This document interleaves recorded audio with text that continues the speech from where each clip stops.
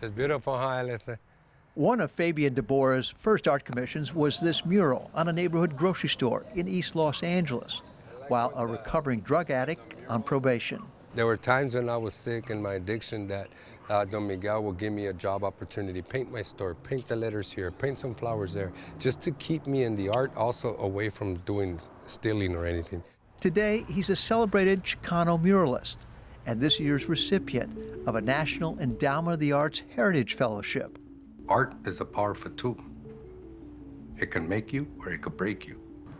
A survivor of the all too familiar East Los Angeles cycle of a challenging childhood due to immigration, drugs, gangs, and family incarceration issues, art has been Fabian's escape to a much different life for himself and his family. Every time life would seem hard and dark, or I would feel out of place, I would go under a coffee table and I would begin to create my own worlds to escape my reality.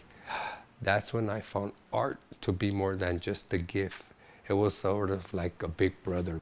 He also discovered a guardian angel in his parish priest, Father Greg Boyle, who encouraged him to stick with his art and defended him in juvenile courts. Father Greg just kept accepting, embracing, and receiving me regardless of where I was at in my life. No matter what, he never shut the door. Father Greg Boyle went on to create Homeboy Industries, where Fabian worked along with other gang members, addicts, and ex-cons, searching and working towards a new life.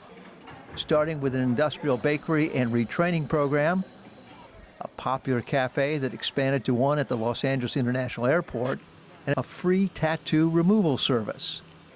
Homeboy Industries has become the country's largest gang intervention and reentry program.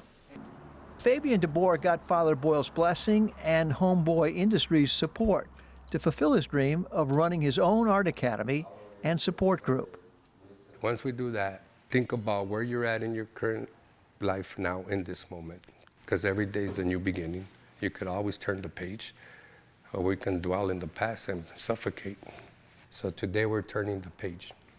The Homeboy Art Academy is Fabian's art studio and vehicle for sharing his passion for art with former gang members and parolees like he once was. So if you think about the traditional arts practices and how art brings people together in creativity and community, it's always been a healing method. Art has a universal language that can be embraced by anyone. And in this, the arts helps drop the defenses. Shankar Davis, on parole for a hit-and-run charge, is learning how to make and design custom T-shirts. Keep scoring. My website's called Keep Scoring Code. Because in this life, you got to keep going. You just can't stop. So is Keep Scoring the name of your fashion business now? Yeah, that's my business. Okay. So had you had your sewn or silk screen before this? Never. I never touched a sewing machine. I never touched a silk screen.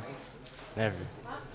When growing up, graffiti art, there's the 80s. Hip-hop culture, was at its best. So graffiti art is what I was attracted to as another form of expression. Although graffiti art was also considered vandalism. Father Boyle helped make Fabian's graffiti art street legal by setting him up with an internship with Los Angeles' premier street muralist. The Getty Museum included Fabian's work in their Black Book exhibit of graffiti artists called The Book of Friends. Chicano art is not just a movement, but it's also a form of activism. And Chicano art allows us to convey messaging and amplify the voices of our people. And we don't come with restrictions when it comes to Chicano art. We don't fall for what is art and what isn't art. We paint, create, and amplify the voice of our people.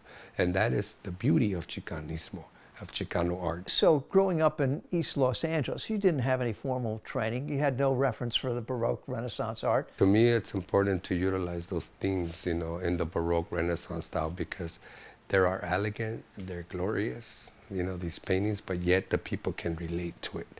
His latest exhibition featured his interpretations of the 16th century Italian painter Caravaggio, known for his intense and often violent realism. The way I relate to Caravaggio is because of his lived experience and my lived experience. There's a lot of commonalities there, being oppressed and suppressed for the person that he has become. He was considered a thug. That's me. So then how do I take Caravaggio imagery or storylines and reground them and connect them back to my community? And maybe next I challenge Michelangelo. That's just the way I'm thinking right now. Why not? I mean, Why not? And that's my next move. And if you know, I have all the Sixteen Chapel books and Michelangelo books there. Already doing my research. So you're ready to take the Sistine Chapel, bring it to East Los Angeles? You'd be surprised, and I hope that you come to see the outcome of this body of work. Walking the talk is still very much the Homeboy way, and Fabian Debora's art keeps him climbing for the sky. For the PBS NewsHour, I'm Mike Cerre in East Los Angeles.